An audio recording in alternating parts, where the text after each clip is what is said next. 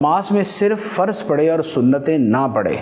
اس کا عمومی مفہوم تو یہ بنتا ہے کہ جیسے فجر کی نماز میں اس نے 2 فرض پڑھے لیکن 2 سنتیں چھوڑ دی،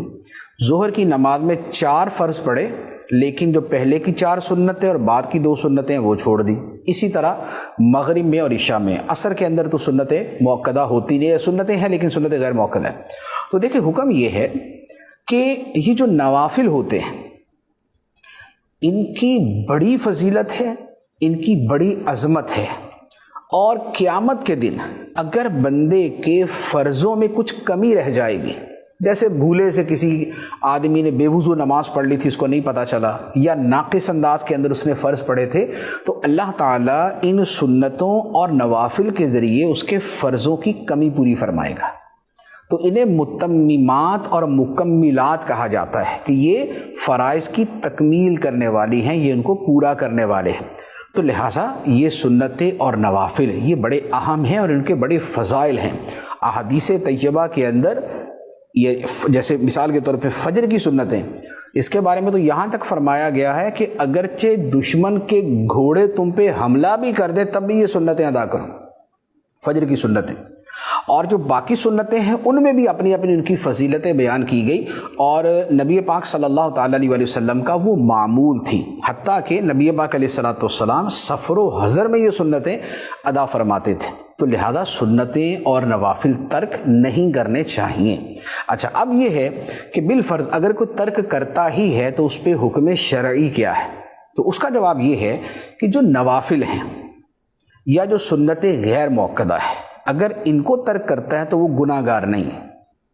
ایک فضیلت کا عمل تھا اس نے چھوڑ دیا۔ لیکن اگر سنت مؤکدہ ترک کرتا ہے، سنت مؤکدہ کون سی ہیں؟ ظہر سے پہلے، فجر سے پہلے کی 2، ظہر سے پہلے کی 4 اور ظہر کے بعد کی 2، مغرب کے بعد کی 2 اور عشاء کے بعد کی 2۔ تو یہ سنتیں جو ہیں یہ سنت مؤکدہ ہیں۔ اور جمعے کے اندر یہ ہوتا ہے کہ جمعے سے پہلے کی 4 اور جمعے کے بعد کی 4، وہ سنت مؤکدہ۔ تو اب اگر جو سنت مؤکدہ کا تارک ہے تو اس کے بارے میں حکم یہ ہے کہ اگر وہ ایک آدھ مرتبہ کبھی کبھار چھوڑ دی تو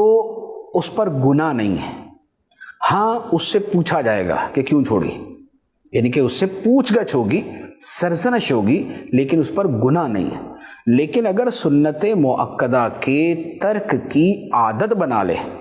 کہ بار بار چھوڑتا ہے، بار بار چھوڑتا ہے، تو یہ جو سنت مؤکدہ کا ترک ہے یہ گناہ ہے، پھر اس پر گناہ ہوگا، اور پھر گناہ جو ہے وہ بہرحال عذاب کے مستحق ہونے کا سبب بنتا ہے۔ البتہ اس میں ایک اور صورت بھی ہے، وہ فقہاء کرام نے جو بیان فرمائی ہے وہ بڑی سخت صورت ہے۔ وہ یہ ہے کہ جو بندہ سنتیں یہ سمجھ کے چھوڑتا ہے کہ یار ان کی کیا اہمیت ہے، تو اس پر فقہاء کرام نے کفر کا حکم دیا ہے کہ اس نے سنتوں کی تخفیف کی ہے، توہین کی ہے، انہیں معمولی اور ہلکا سا سمجھا ہے، تو اس پر بڑا سخت حکم ہے۔ اب جو لوگ عادتاً سنت مؤکدہ ترک کرتے ہیں، نہ نفل پڑھنی، نہ سنت غیر مؤکدہ، نہ سنت مؤکدہ، اور بس فرض، تو جو بالکل ہی ایسا معمول بنا لے تو ان کے بارے میں بڑا اندیشہ ہے کہ کہیں یہی وہ ہلکے پن والا اور یہ اس طرح کا ان کے دل کے اندر معنی و مفہوم نہ ہو کہ جس کے اوپر اتنا سخت حکم لگتا ہے۔ تو لہذا سنت ترک نہیں کرنی چاہیے، بلکہ یہ جو 12 سنتیں مؤکدہ ہیں ان کو ادا کرنے پر جنت کی بشارت ہے، اور انہیں ترک کرنے پر شفاعت سے محرومی کی وعید ہے۔